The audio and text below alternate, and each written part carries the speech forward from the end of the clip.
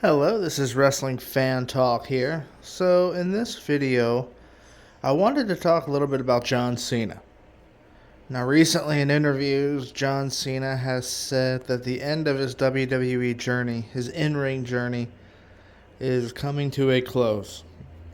He has said publicly that the age of 50 is his absolute red line, that he will be retired at the age of 50. Now, when we think about this, obviously John Cena is an icon. From his in-ring work, to his Make-A-Wish, to everything he's done in the industry, he is an absolute legend, and many say he is the GOAT, the greatest of all time. And I could subscribe to that for a number of reasons. And it is going to be sad when he finally goes. But how should his final chapter be? What should it be? What should the story be? Should it be about winning number 17? I think that would be kind of interesting. Certainly, 17 is always something that people are going to talk about. But for me personally, what if the final chapter of his career is him going for the Intercontinental Championship? What if by going for the Intercontinental Championship, the final story they tell in his career is that he's the oldest Grand Slam champion in history? What if the Intercontinental title is the final title he wins in one last big match, one big last story at WrestleMania? And he wins the Intercontinental title, and Michael Cole and everyone's going crazy, and it's like it's his final match. And John Cena's done it. He is the oldest Grand Slam champion in history. And that's how he leaves. And who would that perfect opponent be for him? I think the Intercontinental title would be the way to go. I'm not ruling out number 17. I'm really not. But how would you book that? How would you do it? Where would it be? What type of match would it be? Obviously, I think it would be a singles match. Just a regular old singles wrestling match. I don't think you're seeing John Cena in any last man standing or cage matches. Those days are gone, I think. Unfortunately, because I did enjoy him in those kind of matches. But it's going to be fascinating to see when he finally does get that final run. I think he hasn't won a singles match since 2018. Since that first Saudi Arabia show back in 2018 after WrestleMania when he faced Triple H. That was the last singles match he's won. Ever since then, he's been putting people over. He always comes back and he puts people over. Even before that, he was really putting people over. If you think about 2016, 2017, even maybe not 2015 because that's when he had the U.S. Open title run, but he did put over Alberto Del Rio at the end of that year. And when you look at 2016 and 17, he was putting people over quite a bit back then too, from Roman Reigns to AJ Styles. He definitely wasn't Super Cena as he's been accused of being in the past. And as I said, and has been well documented, he hasn't won a singles match since the 2018 Saudi show.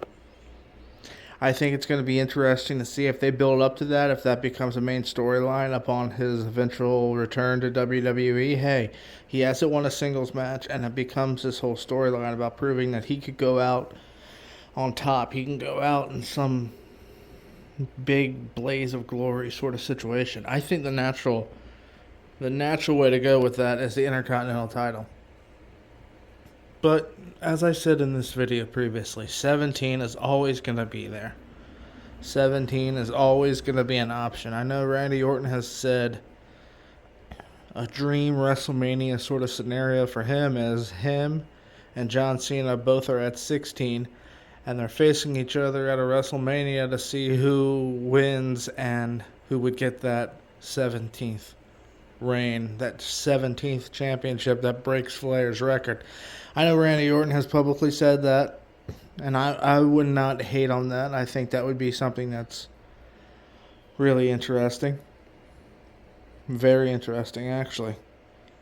It's gonna be a really interesting situation moving forward. When does John Cena return? He said that come next WrestleMania season, he has said, I think it was on the Pat McAfee show after WrestleMania 40, that he'd like to have that one last sort of in-ring full-time run, I guess, for a couple months, where maybe he hits the house shows, stuff like that. I would certainly be down for that. I think most wrestling fans would. I think the hate that John Cena had before is sort of dissipated, because when he comes out, he gets that massive reaction. It's like a huge, massive reaction when he comes out. I think wrestling fans are smart now. I think, he was always accused of burying people back in the day, but if you're the tippy top guy, the absolute tippy top guy, you are going to win a lot. You're going to win a lot of your matches, a whole lot. Just look at Roman Reigns. Not just the Tribal Chief run starting in 2020, the Head of the Table run, but look back before that. He hardly ever lost. I mean, you could virtually count it on one hand the times that he lost. If you're the tip-top guy, you don't lose that much. You just don't. And people accuse you of burying people, and I just don't subscribe to that. If you're the one who's selling the most merchandise, if you're the one that's bringing in the highest ratings, you're the one that's going to get the wins. You're the one that's going to get fed. It's just sort of the way pro wrestling works. I mean, you think when Hulk Hogan won that title in January of 1984, you think that, why would he lose? Why would he lose if he's the tippy-top guy? It's just the way pro wrestling is. It's the way it's always going to be. I remember the internet sort of wrestling forums. You go to the news sites after a random Raw in 2011 or 2012 or even 2010, that whole era. It's like John Cena wins a match on Raw. You get on the internet wrestling forums, and people would type up that John Cena buried someone just for winning a match on Raw. That's just insane. And it makes you wonder, too, what if in the 1980s, in the Hulk Hogan Golden Arrow run, what if there was a weekly episodic television show back then like a Raw? Because they didn't have it that much. They had superstars, they had wrestling prime time, they had syndicated shows, but Hulk Hogan wasn't on those shows all the time doing much. He wasn't. It wasn't a weekly episodic sort of situation where you see that top guy every week on that show. It just wasn't like that. You'd see him once in a while to build up a big feud, a big match, and then you would have to go to the house shows to pay for that match. It's like SummerSlam 1990 against Earthquake. I believe it ended in a countout. Why is that? Well, Bruce Pritchard said it best. If you wanted to see Hulk Hogan face Earthquake and get the win, you had to go buy tickets to the house show. That's the way it was back then. Imagine transplanting 1985, 1986 Hulk Hogan to a modern-day Raw, a modern-day SmackDown, or Dynamite. It wouldn't work. The fans would totally kill it. He would kill him immediately. Even some people today are saying Cody Rhodes is boring, and that his title reign is losing its luster. Let's think about that. He's a white meat babyface. He's sort of this purely good person that always tries to do the right thing. White meat babyface 101. Fans don't like that and accuse it of being boring. But his promos are good. His matches are great. He does his job. He works the house shows. He does everything that's expected of the top guy, but yet people are turning on him. It's just the way it is. I always thought Cena got too much disrespect, too much hate for that whole thing back then, but I think wrestling fans should be interested in what's going to happen next. Hopefully it's a really good send-off. I'm tired of really seeing him have to put people over, to be honest. I know he's older. I know he's about to retire, but